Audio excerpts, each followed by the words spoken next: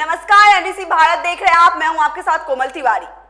नाम बासित अहमद डार, पहचान टीआरएफ का टॉप कमांडर, इनाम 10 लाख। इनाम की राशि सुनकर ही अंदाजा लगाया जा सकता है कि आतंकी कितना खूंखार और घाटी के अमन का कितना बड़ा दुश्मन था। आतंकी संगठन लश्कर ए तैयबा के मुखौटे के तौर पर काम करने वाले टीआरएफ यानी द रेजिस्टेंस फ्रंट के ऑपरेशनल चीफ बासित अहमद डार ने खात्मे से कुलगाम समेत पूरे कश्मीर ने चैन की सांस ली है। इस एंटी टेरर ऑपरेशन की खुफिया सूचना के आधार पर अंजाम तक पहुंचाया गया, जिसमें सेना और सीआरपीएफ के जवानों के साथ साथ जम्मू कश्मीर पुलिस भी शामिल थी। बासित अहमद डार को मार गिराना सुरक्षा बलों के लिए बड़ी कामयाबी क्यों मानी जा रही है, यह समझने के लिए आपको कुछ जानकारियां दे दें। बासित डार 18 आतंकी वारदात में वांटेड था। यह आतंकी कश्मीर के 2021 से ही काफी सक्रिय था। दक्षिण कश्मीर में बासित ने कई हमलों को अंजाम दिया। कई कश्मीरी पंडितों की हत्या का आरोप भी बासित पर लगा था। बासित टारगेट किलिंग की कई घटनाओं में भी शामिल था। जिस वक्त सुरक्षा बलों ने बासित डार को मार गिराया, उसके साथ एक और आतंकी मौजूद था। कुलगांव के रेडवाड़ी इलाके में हुई मुठभेड़ में सेना और लोकल पुलिस ने मिलकर उसका भी खात्मा कर दिया। बासित की अगुवाई में टीआरएफ ने पिछले 5 साल के दौरान घाटी में कई हमले किए। पिछले कुछ साल में प्रवासी नागरिकों की हत्या में भी बासित का बड़ा हाथ माना जाता है।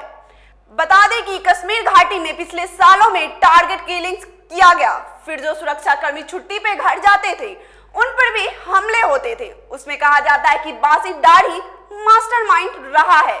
या तो खुद उसने वो हमले को अंजाम दिए या फिर वो प्लान करता था। तो कहीं ना कहीं बासित डार का मारा जाना जो है, सुरक्षा बल अपने लिए एक बहुत बड़ी सफलता मानते हैं। यही नहीं, बीते साल बासित ने इंस्पेक्टर मसरूफ अहमद बानी पर भी हमला किया। ईदगाह मैदान के क्रिकेट खेल रहे इंस्पेक्टर को उसने 3 गोलियां मारी थी।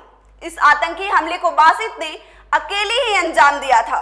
तभी से बासित अहमद डार सेना और सुरक्षा बलों के रडार पर था। इसकी लगातार तलाशी की जा रही थी और तलाश उसके खात्मे के साथ खत्म हुई। बासित 3 साल से अपने घर से लापता था। घर से भागकर वह टीआरएफ में शामिल हो गया। टीआरएफ भी लश्कर ए तैयबा की ही ब्रांच है। बासित अहमद डार को घाटी में आतंक पुराने पोस्टर बॉय बुरहान बानी और रियाज नायकू के बराबर माना जाता है, क्योंकि बासित भी युवाओं को कट्टरपंथी बनाने और आतंकवाद की राह पर ले जाने का काम करता था।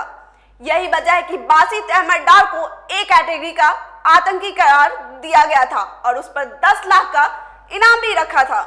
जबकि बुरहान बानी और रियाज नायकू A++ कैटेगरी के आतंकवादी थे। बुरहान पर भी 10 लाख का इनाम था, वहीं रियाज नायकू पर 12 लाख का इनाम था। जम्मू कश्मीर में चुनाव के बीच बासित की मौत घाटी में अमन और तरक्की के पैरोकार के लिए किसी खुशखबरी से कम नहीं है। फिलहाल के लिए इतना ही। देश दुनिया की तमाम खबरें देखने के लिए बने रहे एनबीसी भारत के साथ। नमस्कार।